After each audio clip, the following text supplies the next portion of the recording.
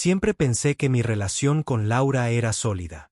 Llevábamos casi 4 años juntos y, aunque teníamos nuestras diferencias, creía que éramos felices. Hacíamos planes de futuro, hablábamos de comprar un departamento juntos e incluso discutíamos nombres para un perro. Teníamos una rutina estable, compartíamos los domingos de películas, y aunque la pasión inicial se había calmado, creía que la estabilidad que teníamos era suficiente para ambos. Pero todo cambió una noche cualquiera.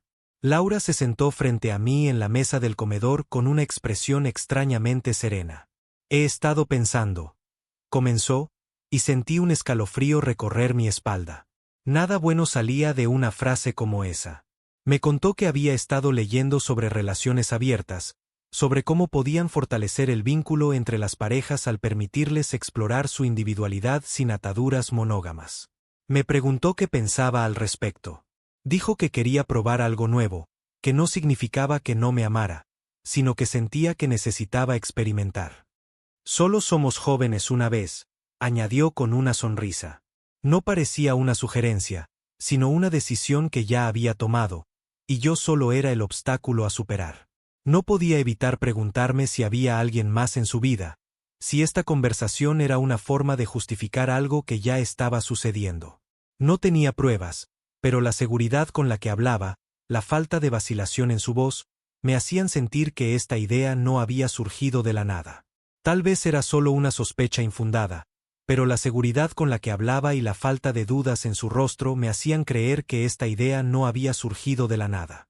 No quería creerlo, pero la forma en la que evitaba mi mirada y la súbita seguridad con la que hablaba me hacían sospechar que esta no era una idea que se le había ocurrido de la nada.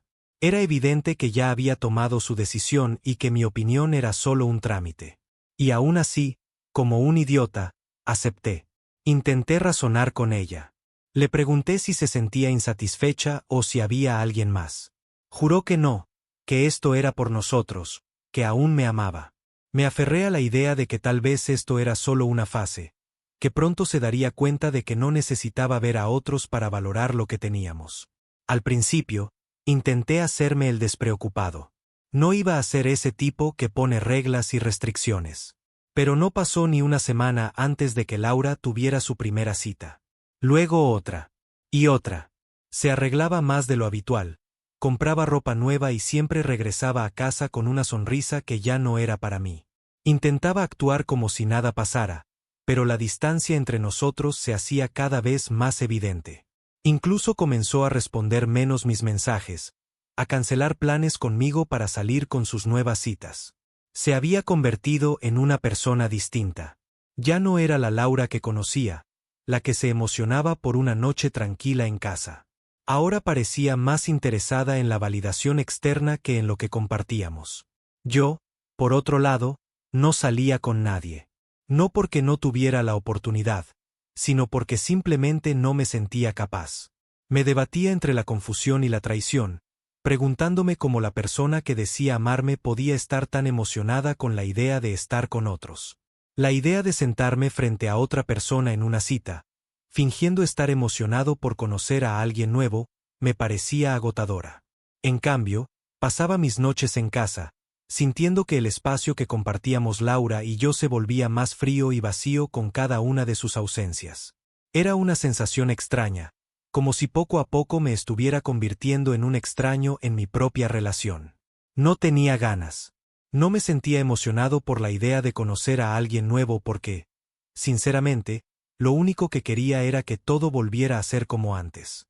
No porque no tuviera la oportunidad, sino porque simplemente no me sentía capaz.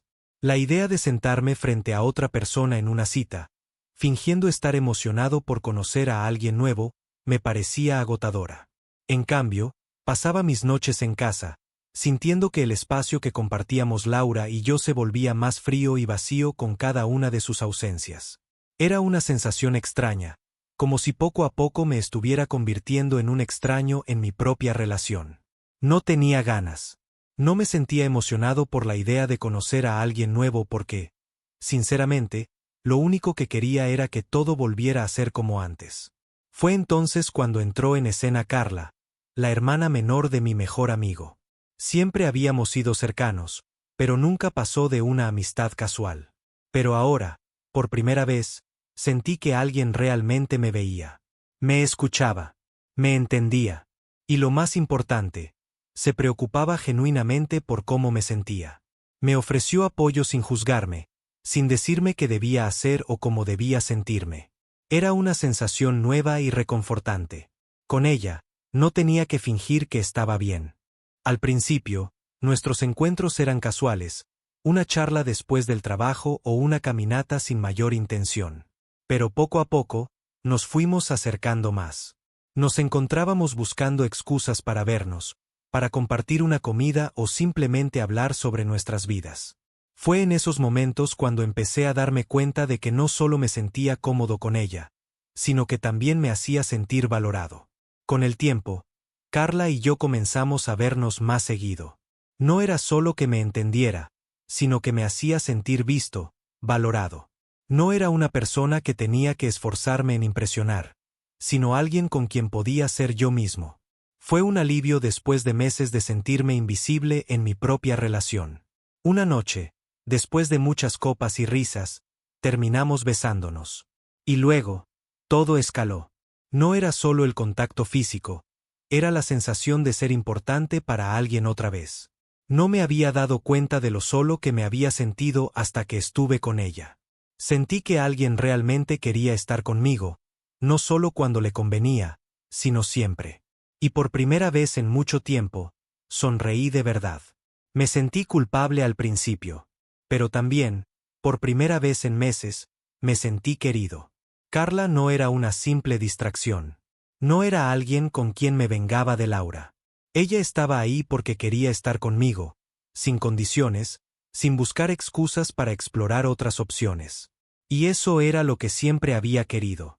Laura, por su parte, aún cuenta su versión de la historia, en la que yo soy el villano que la traicionó.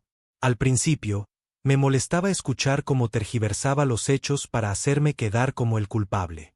Me preguntaba si realmente creía lo que decía o si solo era su manera de lidiar con la culpa. Pero con el tiempo, dejé de preocuparme por su narrativa. Aquellos que realmente importaban conocían la verdad, y lo que ella pensara dejó de afectarme.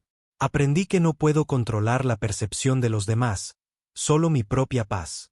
Dice que la humillé, que la usé para justificar mis propios deseos. Pero la verdad es que ella me perdió mucho antes de que yo encontrara a alguien más.